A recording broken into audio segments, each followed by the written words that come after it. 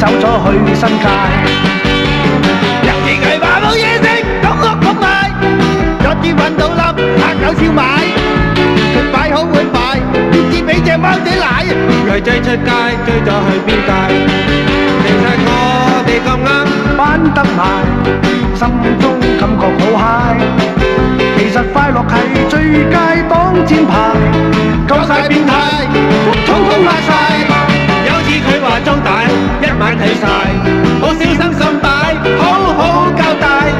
點知撲咗響樹，讓大跌壞，卒之要俾錢買。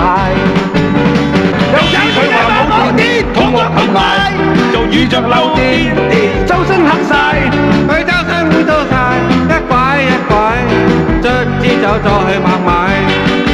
其實我哋咁啱玩得埋，心中感覺好嗨。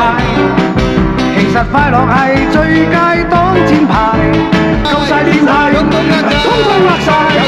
有次佢話好似受落統屋冚埋，一句交咗蟹又冇人講起黑又大，佢乖乖笨怪，我變得打牌，捉住俾三姑奶打到省晒。